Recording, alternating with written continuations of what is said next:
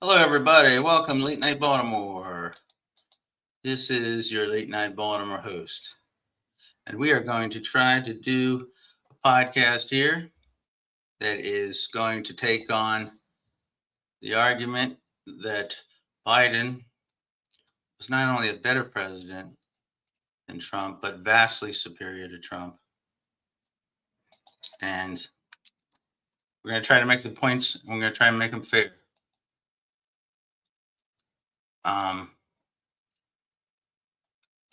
And that's what we're going to try to do. So we hope you all enjoy. Leave a comment if you will. And let's go to it, shall we? We shall. All right. This is going to have a lot of raw data. Please comment if you like. We like all comments. We'll listen to everyone, and we will really like whatever you say. It doesn't matter what it is. Okay. Biden's America. How did Joe Biden leave America on his last day in office, and what do we have today? And if you want to rerun the 2024 election and versus Kamala, as a show for another day. But what we're dealing right now is Biden's last day in office into what Trump has brought us. All right, and we'll try to be as fair as possible. Of course, you know what our argument's going to be, but let's see what we can do. Interrupt, because a lot of people will not talk about Joe Biden. You have to talk about Joe Biden, who was the last Democratic president. So this is Late Night Baltimore. Biden was a friend of Baltimore. No podcast left or right has the guts to look at this cold, hard numbers. But we shall. So sit back and be ready. January 20th, 2025 in America versus right now, May 26th, 2026. Under Donald Trump's second term. And we're a progressive show, and our conclusions you may think are already set, but let's see if we can have interesting discussion about moral leadership and what American democracy is supposed to look like.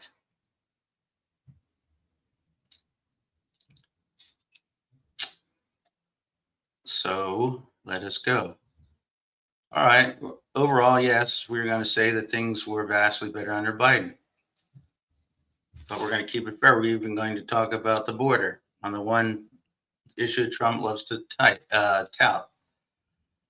Let's start with that. Let's start with the border and how Trump fixed it. And look, the numbers do not lie. The southwest border encounter crossovers are at historic lows. That cannot be argued. That is a fact. Under Biden in his final month, the daily United States border crossings averaged daily United States Border Patrol apprehensions averaged about 2,600. Now they are down. It could be between 58 to 95% month to month, with March 2026 seeing just 8,268 total Southwest apprehensions. That's 97% below Biden's peak. Daily averages are somehow as low as 250. The Border Patrol data confirms that this is the lowest level in over 50 years. It's a fair point. Trump's policies delivered that drop, whether the humanitarian idea and whether the long-term solutions are in place. That's what we're going to debate, and whether the comprehensive strategy is going to be prudent or effective. Biden's big explosion in immigrant, if it was, I don't even know if it was, but if it was, it had to do with him saying in a debate that we would be open to anyone seeking political asylum. And that is what so-called experts point to the reason why there was such a rush to get here, that people could come here and get themselves in line by saying they were seeking political asylum. Well, it's hard to say that seeking political asylum and allowing that is something that we have to think is the worst thing ever. But okay, on that point, MAGA can argue that point. They have some data there. But let's be honest about the human cost. Biden never inflicted. Biden's approach to asylum processing, humanitarian parole, and target enforcement did not launch mass deportations into third countries that were not the migrants' home nations. It did not turn ICE into the out of control deportation machine we are seeing now, with reports of families ripped apart and people sent to places they never lived. Biden focused on the root causes and legal pathways. The chaos under the Biden border was real, but the Trump solution traded a crisis for an inhumane, expensive, and still not addressing the broken system. Joe Biden never built concentration camps, aka alligator Alcatraz, or filled up detention centers with people gathered up by masked paramilitary people, ICE workers, untrained officers of the law who have been gathering people in sort of an out of control fashion, out of regulated fashion, and filling up these detention centers all over the country, and people not knowing where their family is and how to reach their family members. That's what we have now. If that's the trade-off that you think is positive in the long run, then there's nothing that can be said for that. But if you think this ICE, these masked guys who are so very untrained, taking orders from leaders who have told them to go after mothers and school children, who have invaded Home Depots and are removing a lot of Americans who are actually American citizens because of their carelessness and they don't really care, their incompetence. But that's the way it is. I would say that I would prefer greatly Joe Biden's way. In fact, I would prefer that amnesty be offered to people so that they can come out of the shadows and at least begin the process of getting in line to become citizens. And definitely, let's think about this. Biden never tried to argue against something that is so fundamental to American values that it's just like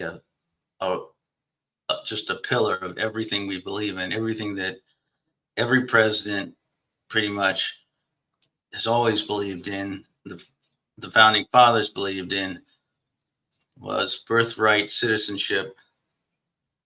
If you are born in this country, you are an American citizen, and that has to be always the case.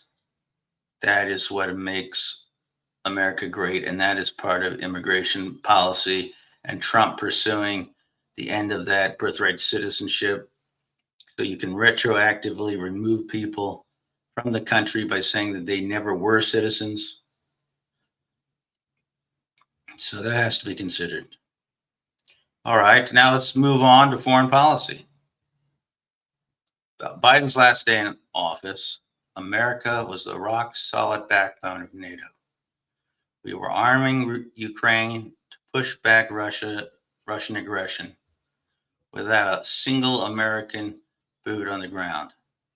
No new war, no escalations, just helping Ukraine fight back the aggression of Russia, which is also a fundamental tradition for the last century. fundamental American policy, and a right one, a correct one.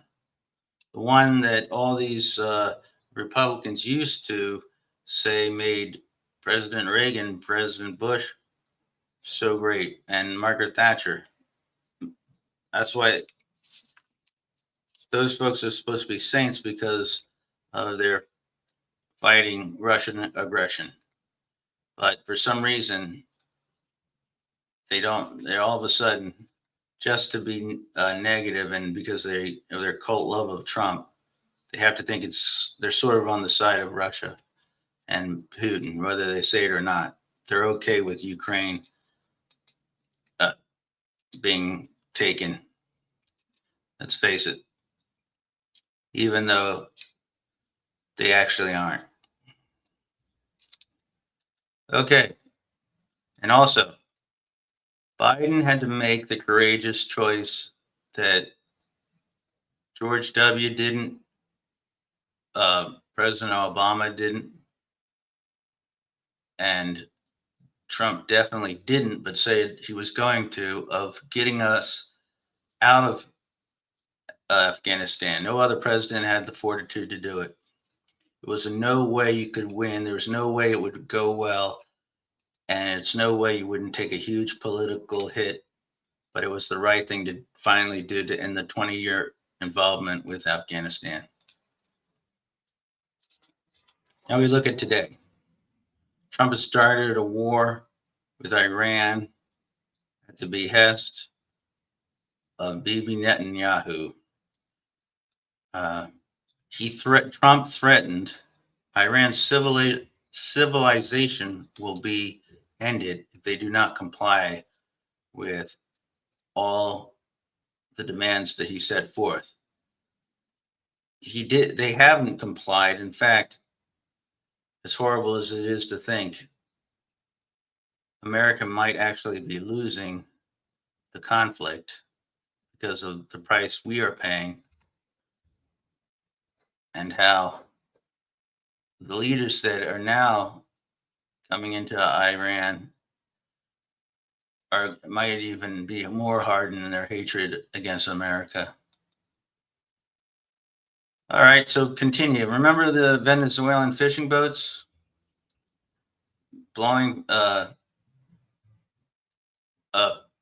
guys out in boats who we had never showed any evidence that they were committing crimes or doing something against America.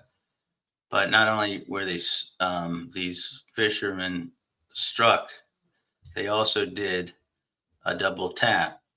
And speaking of double tap, I do not believe that Biden ever ordered double taps against fishermen out in the ocean or school children in a school in Iran. That girls' school was another example that was hit in Iran, was another example of a double tap, which was all authorized by the Department of Defense. Well, it was the Department of Defense. Now they want to call it the Department of War. The Trump people do, to pretend a fake machismo, where things like the Geneva Conventions are just suggestions more than any kind of rule or any kind of moral guidepost. Biden kept us out of these direct conflicts while standing with our allies. Trump touted being an isolationist, but he's gotten us into several foreign entanglements of the value of which we still do not know, except we know the Venezuela attack made Trump much richer. So I guess that was positive, at least for that one American, but not really understanding how any of his foreign entanglements have been beneficial. Okay, so Biden administration did not do enough to temper Netanyahu's insatiable cruelty beyond just defending. But look at what Netanyahu has done since Trump came into power. Who do you think was happiest when Trump returned to power? Was anyone happier than Bibi Netanyahu? I can't think of any. Netanyahu tried to talk Biden into attacking and bombing uh, Iran and eschewing diplomatic pursuits to ensure nuclear safety. But Biden would not bomb, but was part of the peace deal that was made when he was vice president with under President Obama, the deal that Trump tore up, but is trying to get right now. And at the end of this conflict, right now, after all this bombing, we're going to be in a far worse position with Iran than when he started all this. And we're going to be in a far worse position than we would have been if we would have kept with the deal that we had made with Iran. I don't think anybody wants to can argue that. Okay, now we'll go to the economy, the numbers, the money. The deficit on Biden's last day, the deficit closed around 1.78 trillion. He was dealing with the end of COVID. We remember that. That has to be factored in, just as in Trump's first term, COVID has to be factored in to his numbers. But under Trump now, the CBO projects fiscal year 2026 at 1.85, 1.9 trillion. But that includes a lot of cuts whose pain has not, the checks haven't come due on all these cuts that were made. And now Trump is asking for, I believe, a 50% increase in the defense budget. So this deficit is going to go to places that no one even foresaw. So much for the fiscal responsibility that we're going to have with a businessman as president. Right, Biden was dealing with a lot of the healthcare expenses from COVID fairly. Trump was as well at the end of his term. I think where we were with COVID when Biden came to office and where we were when Biden's term ended. That was a lot of progress, whether you like how things were done. We have to admit that there was a great deal of progress there. Prices and inflation, go to that. Biden handed off an economy where inflation had cooled to about 3% by January of 2025 after the post-pandemic spike. Groceries prices and energy prices were stabilizing. Now in March of 2026, CPI, the consumer price index, jumped to 3.3%, the highest numbers since May of 2024. Of course, driven by energy spikes and tariff ripple effects, and with the uncertainty of the tariffs. Food, think about food. At-home prices are still up 1.9% year over end. The carton of eggs, hey, we were promised cheap eggs, you're paying more for. Biden worked hard to improve all the supply chains. That was a problem. Recent wars, but these recent wars, think now the Strait of Hormuz have really undone any progress in that area. Infrastructure. Biden's bipartisan infrastructure law poured hundreds of billions into roads, bridges, broadband, and clean energy. Real shovel-ready projects, as they used to call them. Projects that were transforming whole communities. Projects that, another thing that Trump promised but never delivered. True infrastructure improvement. Now that's pretty good. Come on.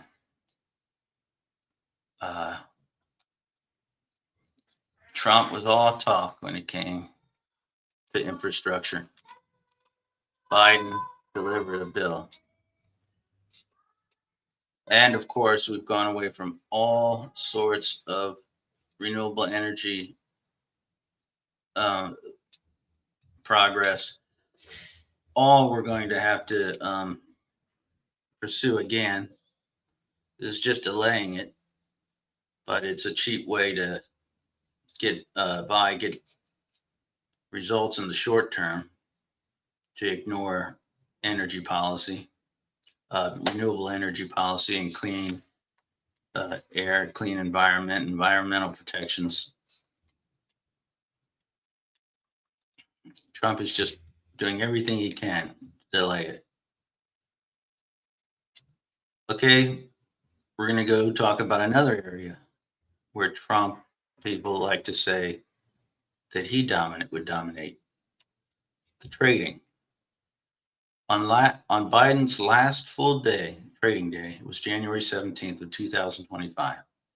The Dow Jones closed at 43,488. The NASDAQ closed at about 19,630. But the national gas price was $3.10 a gallon. Today, early May of 2026, Trump has the numbers. The Dow is around 49,500. That's up about 6,000 points, about 14% higher. NASDAQ has climbed about 25,000, up about 5,500 points, or about 28%. Okay, Trump has that. But now gas is now averaging around $4.40 a gallon. So that puts it up about $1.30, or 40% higher. Americans are spending $1.30 more per gallon than they were on Biden's last day. The country is burning about 11.5 billion gallons of gas a month, which adds up to around 15 billion extra paid by drivers nationwide in the last month or so. Per household, most folks are shelling out an extra $35 to $50 a month, depending on what they drive. So it's hitting consumer wallets hard, especially with the summer driving season quickly approaching, as they say. Okay, let's go to healthcare. That beautiful, wonderful, magnificent healthcare that we were supposed to get in 2 weeks. In the last 10 years, we were going to get that healthcare plan. Been promised that in 2 weeks for the last decade. But today, the healthcare costs are higher for most. And the big driver of all the higher costs is the expiration of the enhanced ACA subsidies at the end of 2025. It's about 23 million marketplace plan holders with subsidies are now paying $175 monthly out of pocket, and that's up $84, an increase about $91 per month, or over $1,000 more annually per person.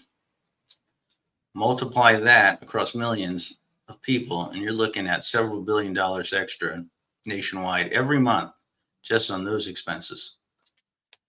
Employer plans are now up too, around 6 to 7% higher costs this year, which usually means workers' pay is a few $100s, have to pay a few $100s more annually in their share premiums.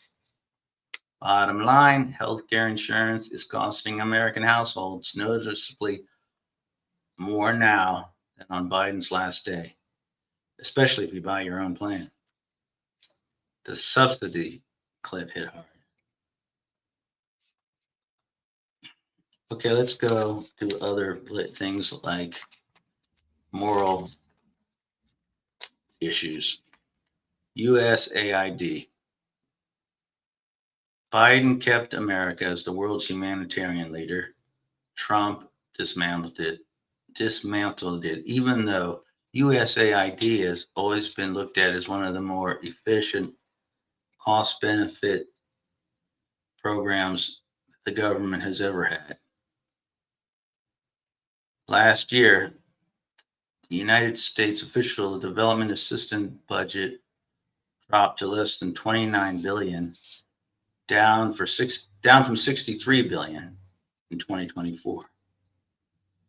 So that is not efficiency. That is not justice. That is walking away from the global health, food security, and stability that prevent crisis from coming here to this country. Okay, I know. It sounds like I'm reading, and I have to read some of this because I have to get the. I want to keep it as facts.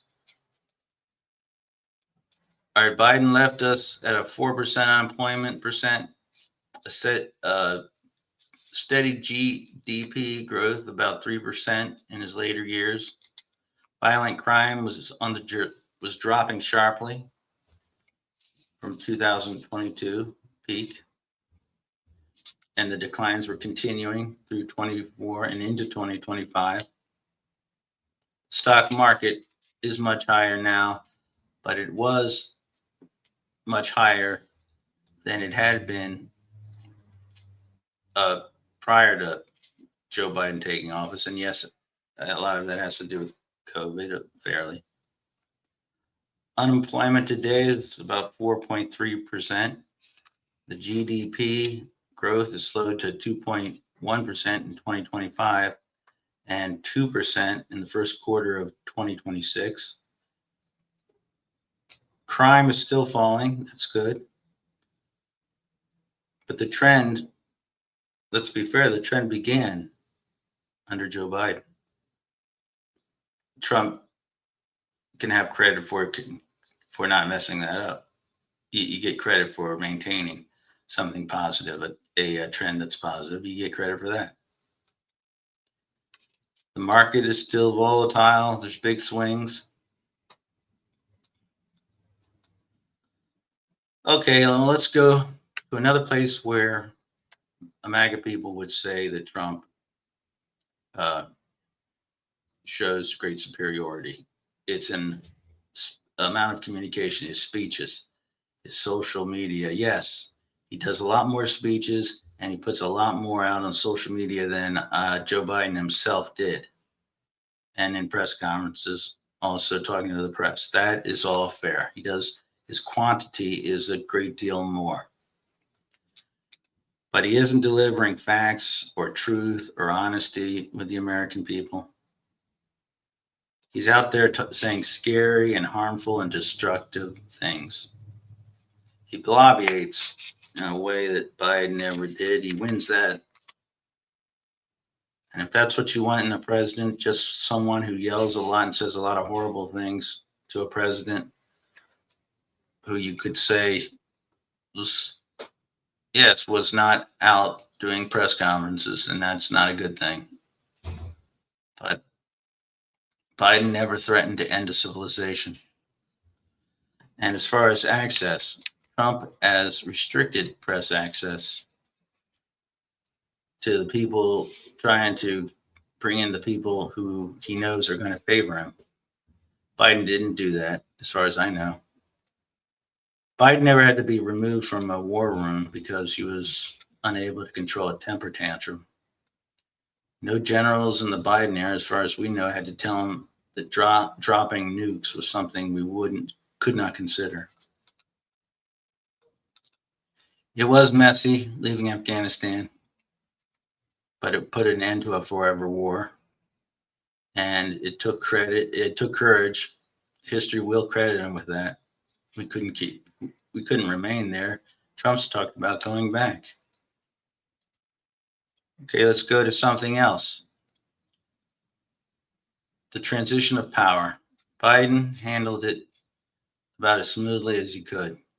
No lies about stolen elections, no January 6th, just a peaceful handoff, the way it's supposed to be done here in America, why we're so proud, why we are supposed to be the shining city on a hill.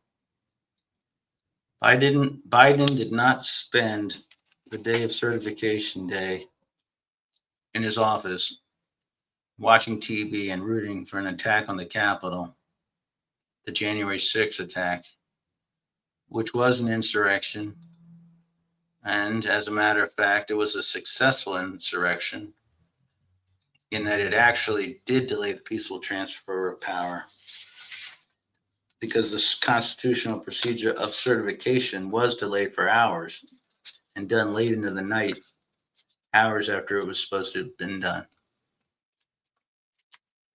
Not to mention that law officers died from that day. But Trump continues to lie about that election. He lies about it, even though everyone knows he knows that it was not a cheat, massive cheat. It wasn't a cheat at all. It's odd, and here's something that nobody points out much, but the logic in MAGA is that the same people who orchestrated an election steal when they were out of office couldn't do the same when they were in office. Somehow, there was nothing wrong with the 2024 election. It was all on the up and up. Why? Because Trump got the votes. That's weird how that works, huh? He didn't say one thing about it. The only thing, he had one sentence answer to that question, which was almost never asked, and too big to rig. What does that mean? He didn't even get over 50% of the popular vote, or even 50%. He got less than 50% of the popular vote. More people who voted that day or for election, more people, more American citizens voted for someone other than Trump in 2024. Biden didn't work to end the Voting Rights Act, which is what Trump has done. So these are all, I know that this is all a slanted view on it. I'll take, but if people want to comment and argue points, I'll do that. It's hard for me to read put out these, all this statistics and raw data without sounding very robotic and not the greatest delivery. I apologize for that. I'm trying to get better at this. All right, we're still working. We still got more to say. More to say. All right. Let's go. All right. Let's see what more we can say. I still can say more.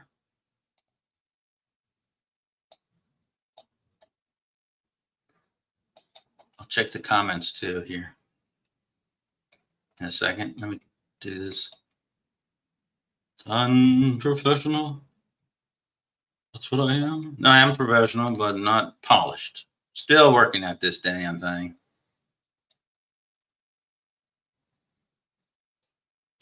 Doing this podcast. Maybe I hope you all support. I hope you get something out of it. All right. Let's see the comments here. How to rot out console emulators. Hello. Hey, bro. I enjoyed your stream. Oh, thank you. Somebody says hello. Hello. Hello, Kazi Can. Nice to see you. I know a lot of people are saying this is just all talking points, but really, who is talking about this? Who is trying to bring up Biden and saying how superior of a President Biden was compared to Donald Trump? That really is not something that people are saying, other podcasts. So, all right, now let's continue.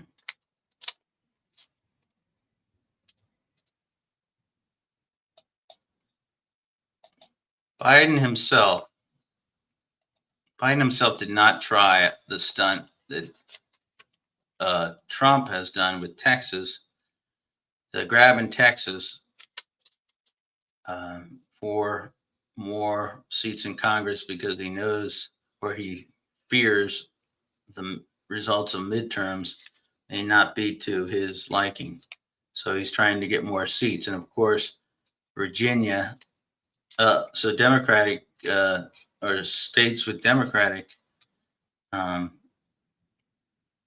legislatures are trying to react to it.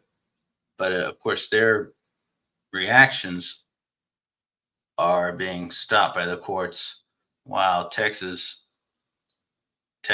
move for gerrymandering for more seats was not stopped, as far as I know.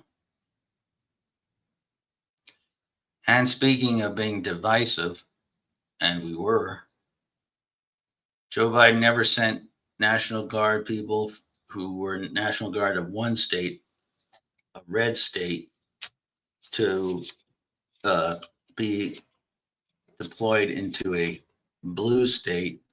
And I use those finger quotes or whatever only because I don't believe that Joe Biden ever uh, talked about blue and red states as real things. He may have talked about it when he would say America is not blue and red states, it's all America. We're all America. But Trump is out there and talks that the red state good, blue state's bad. He is the one that is dividing the country and speaks in those terms. I don't think any president ever used those terms like that, like he does, like Trump does. So now we'll say that we try to put out all the data we can. Numbers at the border look better under Trump, but at the expense of humanity and long-term stability. Prices, healthcare, alliances, infrastructure, fiscal reality, basic decency, respect in the world, the moral power in the world, the moral voice in the world was all stronger, more authentic, and real under Joe Biden, President Joe Biden. Under Biden, we were trying to build a future, not sell it out. So you don't get this from other podcasts. But here, Late Night Baltimore, we are saying at the end of the day, it's a big win, huge win for Biden. So we go to the obvious. Yes, Biden was in physical decline at the end there. He experienced a lot of tough moments. He rebounded some, but he fell back a lot and was diminishing. These are fair points, of course. I'm not going to say that that wasn't happening. But I would like you to try to say that Trump is not declining rapidly, and Trump is not displaying what appears to be dementia and, in fact, great physical decline as he ages, as Biden did. Democrats, as usual, are weaklings when it comes to trying to avoid Joe Biden or any kind of discussion about it. And we don't have to look backward, but we have to give Joe Biden the credit that he deserves. And we have to say, I mean, come on, wouldn't we be in a better position if Kamala Harris was president? How could we be in a worse position than we are now? How could we be doing things wrong now? Would we be putting in detention American citizens? And would we be telling the other civilizations that we are going to end their civilization? Would that be happening? Come on.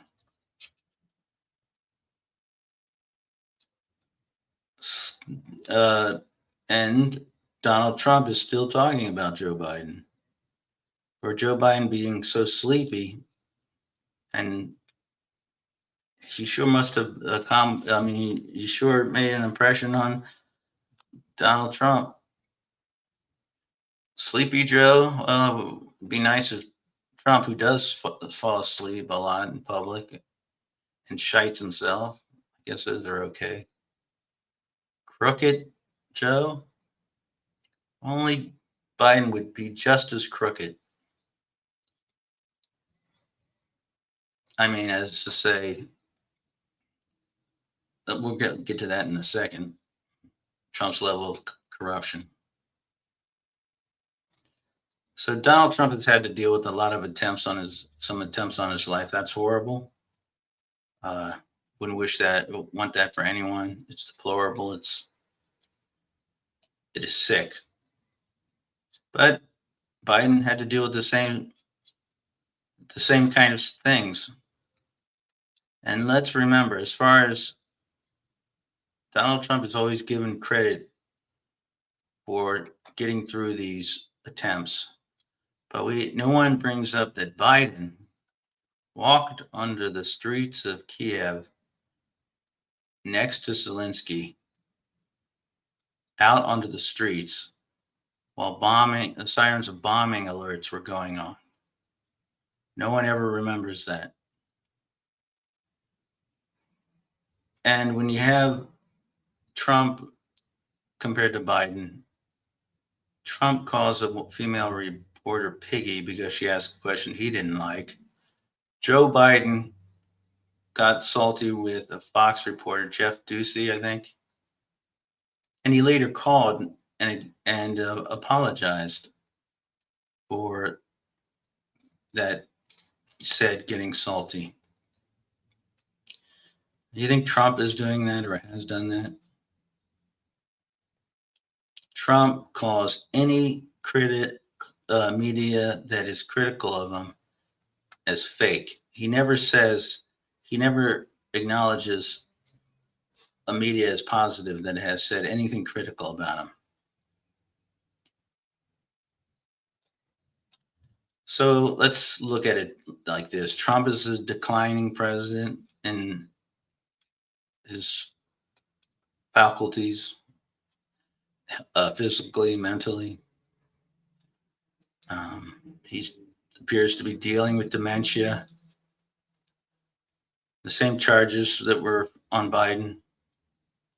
But Biden wanted a great America, an America with accessible health care for all, equal protection under the law, an American democracy thriving in all its glory, one that continued to try to right itself and the flaws that it would discover in itself by looking at itself to make America better. And let's say make America great, keep America great. Trump literally destroyed the White House. He physically destroyed half of the White House. He seems to only care about the ballroom and getting himself rich and helping his oligarch friends.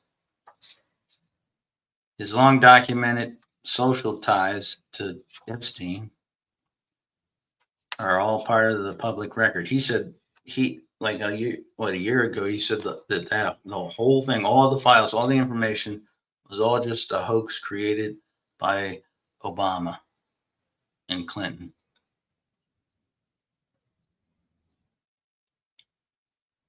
But these ties with Epstein have raised fundamental questions about judgment, accountability, what powerful people can get away with when the spotlight turns elsewhere. If what the evidence that has come up against Trump came up against a Democratic president, it would dominate the headlines all the time. We want the same standard, equal scrutiny, equal consequences, no matter which party it is. So, and in your heart, in your heart of hearts, do you really think that Biden doing things to help his son, mostly it was to help his son deal with a drug problem? That's really what he did. Do you think that that equates with Trump selling a coin with his image to make 3 billion, giving his own son a $25 million government contract, trying to take a gift from Qatar, that jet? He may have backed out of that one because of the backlash, but not from remorse. And Trump promising to give pardons out to all his criminal friends. If you're comfortable with saying that Biden and Trump or Biden and Harris and Trump are equally corrupt, equally trying to enrich themselves from their office, that they equally treated people with the same level of compassion, then okay, that's what you want to believe. If you're comfortable with saying that or taking that position and going with it, so be it. If you feel that Trump's team of Hegseth, Patel, Bondi, and Blanche were of the same merit of the people that work for Joe Biden, if that's what you want to say, then so be that as well. But you don't really believe it, I don't think. Biden's health concerns, yes, fair, but ignoring Trump's decline is not fair. Biden, even serving that one term, in the end, he will be regarded as an influential and positive president for the things that he did, things that he tried to do, but really mostly for the things that he succeeded in doing, and for the America that he fought for, and for the Americans that he fought for. Remember, Biden stood in a striking line with union workers. He was the first president to do it. He stood up to Russia, the same Russia that every American president has done for a century, while Trump has completely abandoned Ukraine to help his best friend, Vladimir Putin. Trump's party has the courts, the Congress, the White House, corporate media, big tech, and look at where we are. So nowadays, it seems that Donald Trump's main issue is the 12 trans athletes that play in college sports and making the big, beautiful, magnificent ballroom in the White House. Ask yourself right now, on the beginning of May of 2026, how you doing?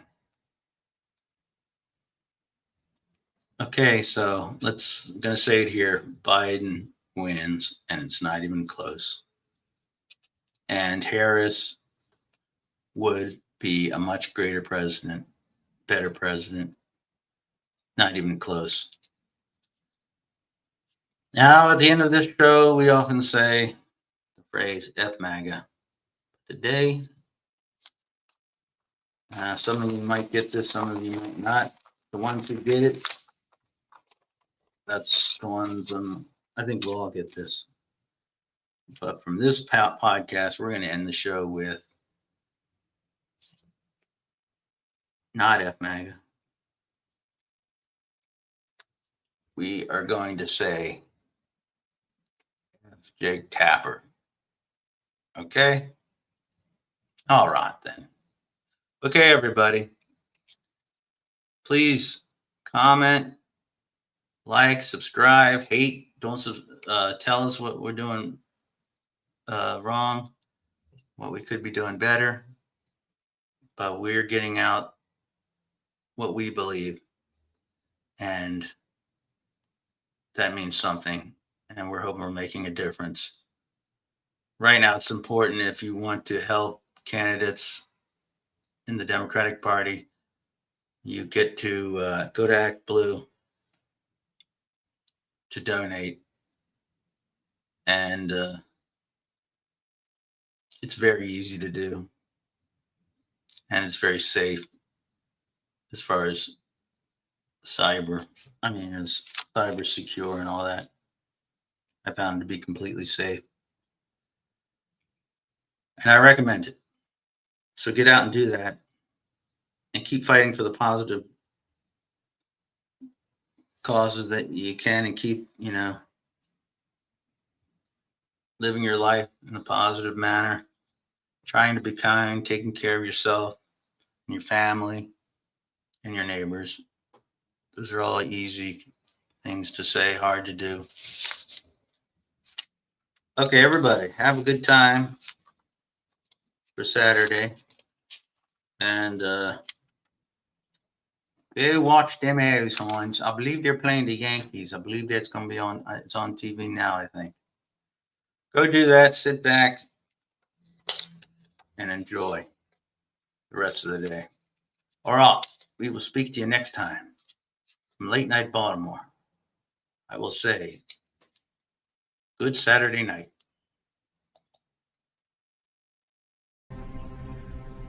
Big Rooster.